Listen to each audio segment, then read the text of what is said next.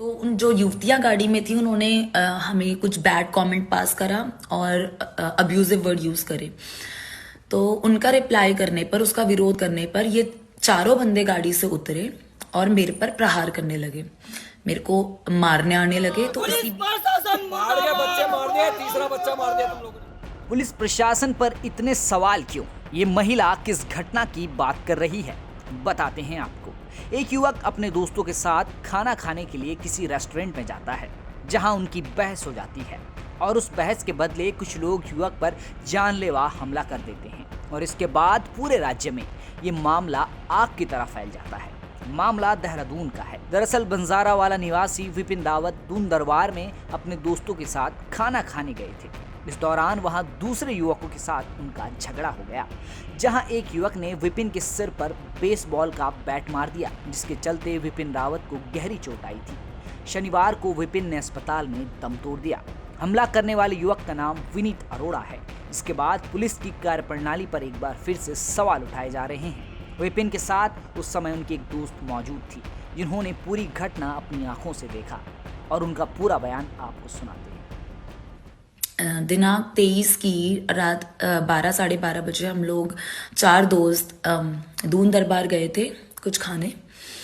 उसके बाद जब हम बाहर आए तो एक ब्लू शिफ्ट में, जिसका नंबर UK07DD5800 है, उसमें 4 लोग सवार थे, जिसमें 2 युवक और 2 युवतियां थी।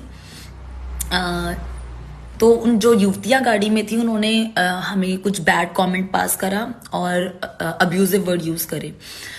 तो उनका रिप्लाई करने पर, उसका विरोध करने पर ये चारों बंदे गाड़ी से उतरे और मेरे पर प्रहार करने लगे, मेरे को मारने आने लगे। तो इसी बीच विक्की रावत इनको सॉरी बोल रहा था कि सॉरी भैया माफ कर दो, सॉरी दीदी माफ कर दो। तो हम लोग जब वापस जा रहे थे, सब कुछ शॉर्ट आउट हो गया था, ये लोग अपनी गाड़ी की तरफ आ गए थे। तब जो युवक था उस गाड़ी में, मैं आपको दिखा देती हूँ कि वो युवक कौन है। ये वो युवक है, ये वो युवती है। इस युवक ने पीछे से अपनी गाड़ी में से बेसबॉल का डंडा निकालकर विक्की रावत के सर पे इतनी तेज मारा कि वो एट द स्पॉट वहीं बेहोश हो गया। आज वो आईसीयू में है, उसकी हालत बहुत गंभीर है और मुझे भी इस युवक से अपनी जान का खतरा है। इसका नाम विनीत अरोड़ा है, ये डालनवाला का निवासी है। मुझे भी, मैं सिर्फ इतनी मेरी दरखास्त है कि अगर कल की डेट में मुझे भी कुछ अगर होता है, ये मेरे पे भी प्रहार करवा सकते हैं, मुझे भी हानि पहुंचाने की कोशिश कर सकते हैं।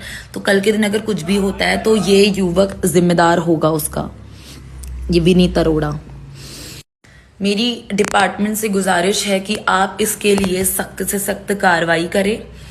इन लोगों ने जो विक्की रावत के सर पे बेसबॉल का डंडा मारा है, उसके बाद उसकी हालत बहुत गंभीर है। वो अभी मौत और जिंदगी के बीच में जूझ रहा है। डॉक्टर्स ने अभी कुछ भी अपडेट नहीं दी है। भगवान से यही वो है कि वो ठीक हो जाए बस। पर जस्टिस के लिए इसको आप प्लीज तुरंत इस पे कार्रवाई करिए।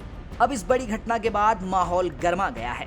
बद्रीनाथ विधायक ने महंत इंद्रेश हॉस्पिटल पहुंचकर दून पुलिस की कार्यप्रणाली पर गंभीर सवाल खड़े किए हैं। विधायक ने पुलिस पर आरोप लगाते हुए कहा कि पुलिस ने घटना के वक्त कोई कार्रवाई नहीं की थी।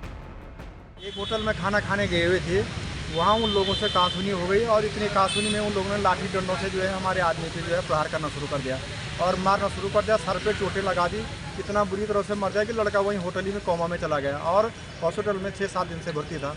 6-7 दिन से भर्ती होने के बाद आज सुबह उसकी मृत्यु हो गई है। भाजपा के प्रदेश अध्यक्ष महेंद्र भट्ट ने मामले को गंभीर बताते हुए सख्त कार्रवाई की बात की है।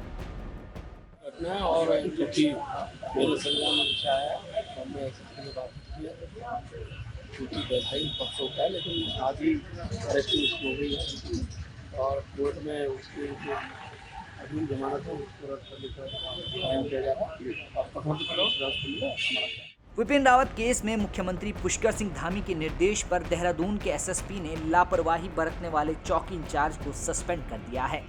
तत्काल प्रभाव से जो चौकी इंचार्ज था उसको सस्पेंड कर दिया है। उस जो भी आरोप मृतक के परिवार परिजन लगा रहे हैं उसका भी मैं संज्ञान में ले रहा हूँ। अगर बात सही होगी तो बहुत गंभीर बहुत कड़ी मतलब विभागीय कार्रवाई जो है चौकी इंचार्ज के खिलाफ की जाएगी।